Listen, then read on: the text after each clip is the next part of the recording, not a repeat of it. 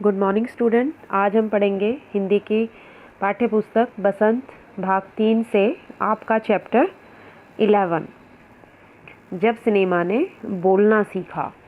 जैसा कि आपको नाम से ही पता चल रहा है, सिनेमा से यहाँ मतलब फिल्मों से है, नाटकों से है, मूवीज़ जो आप सब देखते हो उनसे है। यानी कि पहली सिनेमा ने कब बोलना सीखा, इसके बारे में आज इस चैप्टर में, इस पाठ में आप लोग पढ़ेंगे। तो भारत की जो सबसे पहली बोलने वाली फ़िल्म थी वो थी आलम आरा, जो 1931 में बनाई गई थी और ये 1931 में प्रदर्शित हुई, सिनेमा में आई। लेकिन उससे पहले जो है ये बोलने वाली फ़िल्म यहाँ पे इसलिए बोला है कि पहले जो फ़िल्में बनती थी, यानी कि 1931 से जो पहले फ़िल्में बनती थी उनमें आवाज़ नहीं होती थी, वो मूक फ़िल्में होती थी। और सबसे पहले जो मूक फ़िल्म बनाई गई थी, यानी कि जिसमें आवाज़ नहीं थी, वो दादा साहब फाल्के ने बनाई थी 1913 में, जिसका नाम था राजा हरिश्चंद्र। और ये जो पहले जो फ़िल्में बनाई जाती थी बिना बोलने वाली फ़िल्में, वो एक शॉर्ट फ़िल्म होती थी, छोटी फ़िल्में होती थी, 5-15 मिनट की, 10 मिनट की, आधे घंटे की, बस इतनी ही होती थी। लेकिन उसके बाद जो फ़िल्में बनी, जब बोलने वाली फ़िल्में बनने लगी तो उनकी टाइमिंग जो है, उनका समय जो है थोड़ा सा ज़्यादा होने लग गया। जैसे कि आजकल भी आप लोग देखते होंगे 2 आवर्स की, 3 आवर्स तक की जो है फ़िल्में भी बनने लग गई हैं, बन जाती हैं। लेकिन जो पहले फ़िल्में थी उनमें तो कोई आवाज़ ही नहीं होती थी, तो जो कलाकार होते थे वो अपना एक्सप्रेशन से या अपने हाथों, अगर वो कुछ बोलना भी चाह रहे हैं तो वो अपने हाथों के हाव भाव से, अपने बॉडी के हाव भाव से, शरीर के हाव भाव से हमें बताते थे कि वो क्या कहना चाहते हैं। जैसे एग्जाम्पल के लिए आप लोग देखते होंगे मिस्टर बीन में क्या होता है कि वो बोलता नहीं है। आप नाटक देखते होंगे, उसमें वो बोलता नहीं है और अपने हाव भाव से, अपने रोने से, हंसने से और अपनी जो है बॉडी लैंग्वेज से, अपने शरीर के उससे जो है वो आपको बताना चाहता है कि वो क्या चाह रहा है या क्या करना चाहता है। तो ऐसे ही जो फिल्में पहले होती थी उनमें आवाज़ नहीं होती थी, यानी कि वो बिना आवाज़ की फिल्में होती थी। तो उसके बाद जो है सबसे जो पहली फ़िल्म बनाई गई थी बोलने वाली, यानी कि वो थी आलम आरा, जिसमें इस चैप्टर में जो है आप उसी के बारे में पढ़ेंगे कि जो पहली जो सजीव, एक तरह से कह सकते हो कि सजीव फ़िल्म थी, बोलने वाली फ़िल्म, जिसके सारे करैक्टर, सारे पात्र जो है बोलने वाले थे, बोलते थे। और ये उसके बाद जो है फ़िल्में बोलने वाली बननी शुरू हो गई। तो जो सबसे पहली जो फ़िल्म थी बोलने वाली, वो अर्देशियर एम ईरानी जी ने बनाई थी। और इसका जो प्रदर्शन है, इसको जो प्रदर्शित किया था उन्होंने 14 मार्च 1931 में किया था।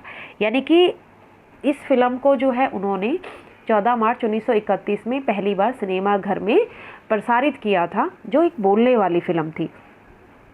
लेकिन इस फिल्म को जो बनाने की उन्हें प्रेरणा मिली थी कि वो कहाँ से बनाई उन्होंने ये फ़िल्म, कैसे उनके दिमाग में आइडिया आया, कैसे सोचा उन्होंने एक बोलने वाली फ़िल्म बनाने का।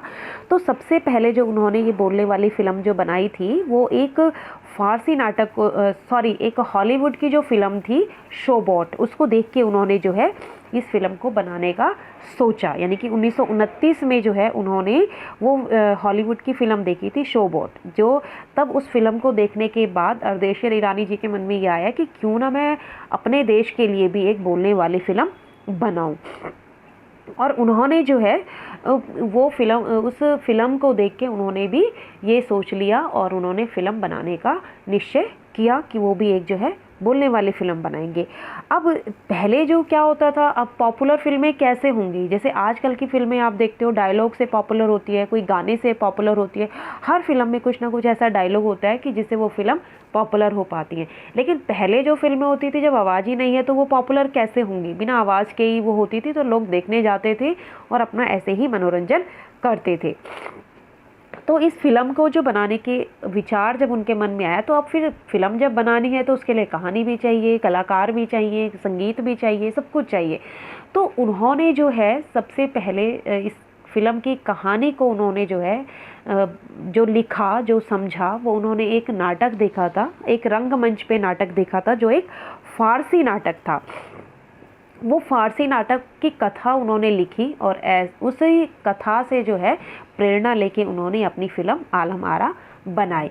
लेकिन उस फिल्म में उन्होंने जो गाने थे, जो डायलॉग थे, वो एज इट इज़ उन्होंने अपनी फिल्म में रखे। उन्होंने उसके लिए कोई अलग से तैयारी नहीं की, क्योंकि जो गाने थे वो वैसे के वैसे लिख दिए, जो डायलॉग थे वो वैसे के वैसे ही करे। ऐसा उन्होंने इसलिए किया क्योंकि आजकल की तरह फिल्मों में डायलॉग लिखने वाला कोई नहीं होता था, यानी कि कोई राइटर नहीं होता था। आजकल आप देखते हो कि गाने कोई लिखता है, उसमें संगीत कोई देता है, उस गाने को गाता कोई और है। ऐसे ही फिल्मों के जो डायलॉग होते हैं, उन डायलॉग्स को कोई और लिखता है, फिल्म की कहानी कोई और लिखता है, और उस फिल्म को जो है फिर आप तक पहुंचाए जाते हैं। लेकिन पहले ऐसा नहीं था, क्योंकि पहले जो है टेक्नीशियंस की भी कमी थी, कोई जो है टेक्नोलॉजी भी ऐसी नहीं थी कि जिसके द्वारा जो है सब कुछ किया जा सके, अच्छे से किया जा सके। इसलिए जो है अर्देशीर ईरानी जी ने जो कहानी जो नाटक से ली, उस कहानी को वैसे का वैसे लिखा, और उस कहानी में जो है उन्होंने जो गाने थे वो वैसे ही के वैसे डाले, जो उस कहानी के जो डायलॉग थे वो वैसे के वैसे डाल दिए। इसलिए जो है उन्होंने इसको तैयार किया, इस फिल्म को तैयार किया। और इस फिल्म में गाना जो था, पहला बोलने वाला गाना आप उसे कह सकते हो कि पहले बोलने वाला गाना था इस फिल्म का, और भारतीय सिनेमा का भी, भारत का भी पहले बोलने वाला गाना जो था वो इस फिल्म का था, जिसका नाम है दे दे खुदा के नाम पे प्यारे अगर देने की ताकत है। इस गाने ने जो है बहुत सारे रिकॉर्ड तोड़ दिए थे, और इस गाने को जो गाया था वसीर अहमद खान जी ने गाया था। तो जैसे आजकल आप देखते हो कि जो हीरो हीरोइन होते हैं, जो कलाकार होते हैं, केवल लिपसिंग करते हैं, गाना पीछे से कोई और गाता है। लेकिन पहले जो कलाकार होते थे वो अपने गाने जो है खुद ही गाते थे। और आजकल की तरह जो है पहले कोई इंस्ट्रूमेंट भी नहीं होते थे। आजकल आप बहुत सारे म्यूज़िक इंस्ट्रूमेंट होते हैं गानों को अच्छा बनाने के लिए, लेकिन जो ये गाना जब पहले जो गाया गया था, इस गाने में केवल हारमोनियम और तबले का ही इस्तेमाल हुआ है। इस गाने को केवल हारमोनियम और तबले पे ही गाया गया। उसके बाद जो है उन्होंने, अब फिल्मों की शूटिंग की बारी आती है कि फ़िल्म की शूटिंग कैसे की जाए। तो फिल्म की शूटिंग जो है पहले दिन में करते थे रोशनी के लिए, लेकिन क्योंकि ये बोलने वाली फ़िल्म थी तो इसलिए जो है इसकी शूटिंग उन्होंने रात को की। रात को शूटिंग इसलिए करी क्योंकि रात को जो है आवाज़ें नहीं आती थी। पहले जो है जो स्टूडियो थे वो साउंड प्रूफ नहीं थे, जैसे आजकल के स्टूडियो होते हैं साउंड प्रूफ। तो आप उसमें जो है बाहर की कोई भी आवाज़ नहीं आती, आप किसी भी समय शूटिंग कर सकते हो, दिन में, रात को, सुबह, जब आपका मन करे तब शूटिंग कर सकते हैं। लेकिन जो पहले की जो फिल्म थी, पहले का जो समय था, उस समय कोई साउंड प्रूफ स्टूडियो नहीं थे, तो इसलिए उनको जो है रात को फिल्म करनी पड़ी। और रात को फिल्म करने के लिए उन्हें और भी कई चीज़ों की ज़रूरत पड़ी, यानी कि जैसे लाइट की, सबसे पहले तो लाइट की ज़रूरत पड़ी, प्रकाश की।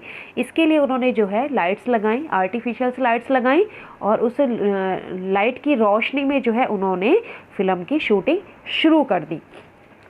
लेकिन फिल्म की तब जैसे ही लाइट शुरू हुई तो सभी के मन में, और अर्देशीर ईरानी जी के मन में भी ये ख्याल आया कि क्यों ना हम अब फिल्मों की शूटिंग रात में ही करें, ताकि जो है, क्योंकि बोलने वाली फिल्में थी और अब लाइट्स का भी उनके पास आइडिया आ गया था, तो इसलिए वो जो है अपनी फिल्मों को रात में ही शूट करने लगे, यानी कि शूटिंग जो है रात को ही करने लगे।